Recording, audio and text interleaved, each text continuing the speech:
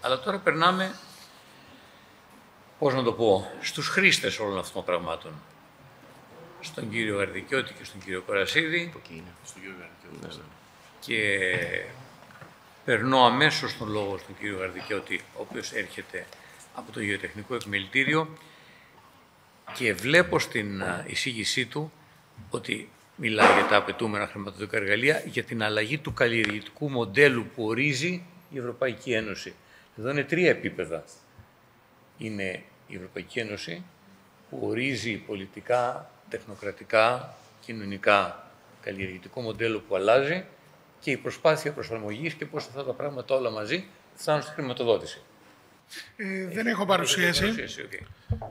Πρώτα απ' όλα ευχαριστώ για την πρόσκληση, εκπροσωπώντας τον επιστημονικό κόσμο εδώ πέρα, αφού το Γεωτεχνικό Επιμελητήριο μπορούμε να πούμε ότι είναι καθαρά το επιμελητήριο που έχει όλους τους επιστήμονες στον αγροδιατροφικό τομέα, γεωπόνους, κτηνιάτρους, ιχθυολόγους, δάσολόγους, θα πω και τέλος γεωλόγους. Επομένως, είμαστε ο φορέας εκείνος που έχει τους επιστήμονες μέσα του, επιστήμονες οι οποίοι έχουμε διακρίνει εδώ και αρκετό διάστημα ότι προχωράμε σε ένα σταυροδρόμιο, όπως λέμε στην γεωργία. Έχουμε μία αλλαγή μοντέλου και για να συζητήσουμε για τα χρηματοδοτικά εργαλεία τα οποία θέλουμε στο μέλλον για να υπηρετήσουν, όπως είπατε, αυτή την αλλαγή μοντέλου, θα πρέπει να δούμε ποιο είναι αυτό το μοντέλο το οποίο έρχεται αυτή τη στιγμή. Η Ευρωπαϊκή Ένωση συνέχεια όλο ένα και περισσότερο με τις ΚΑΠ, τις οποίες μας φέρει την προηγούμενη και την τωρινή, μας δείχνει ότι θέλει προστασία του περιβάλλοντος. Θέλει μια γεωργία η οποία θέλει να είναι πιο φιλική προς το περιβάλλον. Κατ' εμάς, όχι τόσο για την προστασία του περιβάλλοντος, γιατί θα πω ότι η Ευρωπαϊκή Γεωργία είναι πολύ μικρή σε σχέση με την παγκόσμια γεωργία, αλλά μάλλον γιατί έχει οριοθετήσει το δικό της brand του αγροτικού της προϊόντος παγκοσμίως. Τι εννοούμε? Εννοούμε ότι η Ευρώπη έχει τεχνολογικό εξοπλισμό, έχει υψηλό επιστημονικό προσωπικό και έχει και παραδοσιακούς αγρότες από γενιά σε γενιά. Το μοντέλο της λοιπόν ποιο είναι? Είναι ένα προϊόν φιλικό προς το περιβάλλον και προερχόμενο από τις ιστορίες, δηλαδή από την παράδοσή της. Σε αντίθεση με την Αμερική που εδώ και πολλές δεκαετίες έχει επιτρέψει και τα διαγωνιδιακά φυτά να καλλιεργούνται, πράγμα το οποίο είναι συγκριτικό μας πλεονέκτημα. Άρα έχουμε μια Ευρώπη που θέλει αυτό. Έχουμε μια αγορά που θέλει και κάτι άλλο πέρα από το φιλικό προς το περιβάλλον. Θέλει και εκείνη τα φιλικά προς το περιβάλλον. Αλλά πολλές φορές λέω ότι στην Ελλάδα έχουμε μείνει να συζητάμε για το ποιοτικό προϊόν. Η λέξη ποιοτικό, θα μου επιτρέψετε να πω, ότι είναι λίγο ξεπερασμένη. Από εδώ και πέρα πρέπει να μιλάμε για το στοχευμένα ωφέλιμο τρόφιμο. Γιατί αυτό? Όσο προχωράει η επιστήμη, όσο καταλαβαίνουμε καλύτερα τον άνθρωπο, βλέπουμε να βγαίνουν, π.χ. μας χτύπησε πριν πολλά χρόνια και το βάζω πολύ απλοϊκά, τα no gluten. Τι ήτανε? Ήταν τρόφιμα τα οποία ευθύνονταν σε μία μικρή ομάδα ατόμων που ήταν πιο στοχευμένα ωφέλιμα. Αυτό όλο ένα και θα επιτείνεται. Η Ελλάδα λοιπόν, στην Ευρώπη τι βλέπουνε? Βλέπουν ότι θα έρθει η βιομηχανία των τροφίμων να δημιουργήσει αυτά τα τρόφιμα. Η Ελλάδα έχει ένα συγκριτικό πλεονέκτημα με όλες τις άλλες χώρες. Έχει τη μεγαλύτερη ποικιλομορφία σε όλη την Ευρωπαϊκή Ένωση. Άρα έχει εφόδια τέτοια που μπορούν να τις δώσουν προϊόντα τα οποία έρχονται από το παρελθόν. Άρα να έρθουν να εξυπηρετήσουν το σύνολο του μάρκετινγκ που θέλει η Ευρώπη, όπως σας το είπα πριν. Άρα έχουμε ένα χαρακτηριστικό πλεονέκτημα, την ποικιλομορφία μας. Άρα πρέπει να την εκμεταλλευτούμε, πρέπει να δουλέψουμε πάνω σε αυτή, πρέπει να εξελίξουμε αυτές τις ποικιλίες. Αντίστοιχα λοιπόν όμως, ακούσατε και το Γενικό Γραμματέα να μιλάει για την κλιματική αλλαγή και τόσο είστε ορθά. Η γεωργία μας λοιπόν πρέπει να εγκληματιστεί σε αυτή την κλιματική αλλαγή. Το οποίο τι σημαίνει? Πρέπει να έρθουν αλλαγές. Γιατί αυτή τη στιγμή βλέπουμε να έρχονται η μία καταστροφή πίσω από την άλλη. Γιατί δεν είμαστε ακόμα εγκληματισμένοι σε αυτή την αλλαγή. Δεν σημαίνει απαραίτητα ότι βγάζω τις καλλιέργειες. Μπορεί να αλλάζω ποικιλίες, αλλά σημαίνει ότι κάνω αλλαγές. Όλο αυτό λοιπόν είναι το πλαίσιο ενός νέου μοντέλου γεωργίας. Όλο αυτό το πλαίσιο λοιπόν χρειάζεται χρήμα για να μπορέσουμε να το υποστηρίξουμε. Και εδώ ερχόμαστε στο νόημα της κουβέντας μας. Χρηματοδοτικά εργαλεία.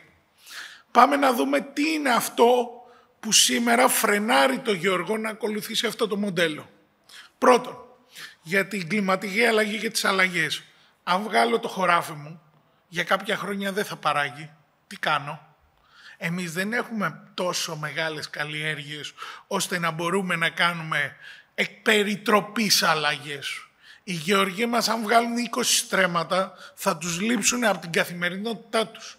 Άρα, μέσα στη χρηματοδότηση πρέπει να προβλεφθεί η απώλεια εισοδήματος. Αλλιώς, ο γεωργός δεν θα μπορέσει να ακολουθήσει αυτή τη μετάβαση με την ταχύτητα που θέλουμε για να είμαστε έτοιμοι. Πρώτον, λοιπόν. Δεύτερον, οι γεωργοί μας και κυρίως οι πιο νεότεροι έχουν ήδη εξοπλισμό σύγχρονο και αρκετά κοστοβόρο. Θα πω ότι υπάρχουν γεωργικές εκμεταλλεύσεις που έχουν από 500.000 και 1 εκατομμύριο και πάνω εξοπλισμό. Θα σου πει αλλάζω το μοντέλο και αυτόν τον εξοπλισμό τον κάνω. Εδώ χρειάζεται το κράτος. Εδώ χρειάζεται το κράτος μαζί με τα χρηματοδοτικά εργαλεία, γιατί πρέπει να τους χρηματοδοτήσουμε για να κάνουν τις μετατροπές. Αλλά απ' την άλλη, επιτρέψτε μου να πω ότι χρειάζεται και ένα πρόγραμμα απόσυρσης εξοπλισμού, ο οποίος δεν έχει αποσβεστεί ακόμα. Ενδεχομένως το κράτος να πρέπει να δημιουργήσει τους διάβλους εκείνους, να πάνε προς τις τρίτες χώρες που τον έχουν ανάγκη αυτόν τον εξοπλισμό. Γιατί δεν γίνεται να τον πάμε στα σκουπίδια. Είναι τεράστιο το οικονομικό κόστος για να αλλάχθει αυτός ο εξοπλισμός. Και δεν έχουμε το χρόνο να περιμένουμε μέχρι να αποσβεστεί για να πάμε σε αυτές τις αλλαγές. Άρα, δεύτερο σημαντικό κομμάτι. Τρίτο σημαντικό κομμάτι. Όταν μιλάμε για φιλικές προς το περιβάλλον, μπορεί ένας μικρός παραγωγός να κάνει αλλαγές και να γίνει ανταγωνιστικός από μόνος του. Συζητάμε για αποτύπωμα άνθρακα. Αυτές οι επενδύσεις μπορεί να γίνουν από συλλογικές μόνο οργανώσεις. Εδώ πέρα θα έρθει μετά και ο κύριος Κορασίδης σίγουρα να τα πει αυτά. Άρα τα χρηματοδοτικά εργαλεία θα πρέπει να έχουν προσαρμοστεί και να χρηματοδοτούν συλλογικότητες. Άκουσα κάτι πάρα πολύ ευχάριστο από την Εθνική Τράπεζα, που είπατε ότι αρχίζουμε με την αναβάθμιση κτηρίων και το επιτόκιο. Αντίστοιχα, θα πρέπει να αρχίσουμε κάτι τέτοιο και στη γεωργία, αν θέλουμε όλοι μας και υπάρχει συμφωνία όλων στο τραπέζι, ότι πάμε να υπηρετήσουμε την αλλαγή αυτού του παραγωγικού μοντέλου. Χρειάζεται συμφωνία από όλους στο τραπέζι της γεωργίας που λέμε, από τους αγρότες, τους επιστήμονες, τους φορείς των μηχανημάτων, των εισρωών, την πολιτική ηγεσία και το χρηματοπιστωτικό σύστημα. Εκεί λοιπόν θα πρέπει να δημιουργηθούν εργαλεία που να επιχαίρουν αυτή την αλλαγή και να πριμοδοτούν τους παραγωγούς για αυτή την αλλαγή. Άρα χρειαζόμαστε στοχευμένα εργαλεία. Χρειαζόμαστε πολλά χρήματα. Δεν θα πω εγώ ότι αυτές οι αλλαγές και αυτό το μοντέλο αλλάζει με περιορισμένους πόρους. Αλλά πιστέψτε με, όσους πόρους έχουμε, θα πρέπει να είναι πιο στοχευμένοι από ποτέ για να κάνουμε αυτή την αλλαγή. Και εδώ πέρα θα πω ότι συνήθως στη γεωργία ένα χρηματοδοτικό εργαλείο, κατά κύριο λόγο, έρχεται να κουμπώσει δίπλα από ένα πρόγραμμα. Άρα, πρώτα το πρόγραμμα πρέπει να είναι στοχευμένο και να οδηγεί στις πολιτικές που λέμε και μετά να έρχεται το χρηματοδοτικό εργαλείο να κουμπώνει σε αυτό το πρόγραμμα. Άρα, αν μπορέσουμε να τα κάνουμε όλα αυτά, εμείς στον επιστημονικό χώρο, στο γεωτεχνικό επιμελητήριο, θεωρούμε ότι έχουμε όλη την ικανότητα, όλοι μας, γιατί και έμπειρους γεωργούς έχουμε, να αλλάξουμε μοντέλο και να αλλάξουμε τη γεωργία μας και να βρεθούμε ξαφνικά σε πλεονεκτική θέση σε σχέση με άλλα κράτη, γιατί αυτό το μοντέλο, επειδή είμαστε μια χώρα που κατοικείται εδώ και χρόνια, σας λέω, τεράστιο πλεονέκτημά μας η ποικιλομορφία που έχει αυτός ο τόπος. Πρέπει να την εκμεταλλευτούμε και να μιλήσουμε πραγματικά όχι για το ποιοτικό προϊόν, για το στοχευμένα ωφέλιμο προϊόν. Εκεί έχουμε το συγκριτικό μας πλεονέκτημα. Αν τα κάνουμε όλα αυτά και τα σχεδιάσουμε, δεν είναι εύκολα, το λέω εξ αρχής, δεν είναι κάτι που θα βρεθούν 5 άνθρωποι σε μία σύσκεψη να το κάνουν. Θέλει στοχοπροσήλωση και θα βάλω κλείνοντας και το δύσκολο εγώ στη συζήτηση. Και θέλει πολιτική συνένεση.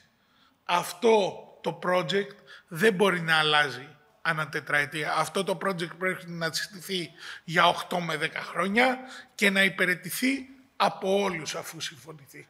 Εδώ είναι τα πολύ δύσκολα. Ευχαριστώ πολύ.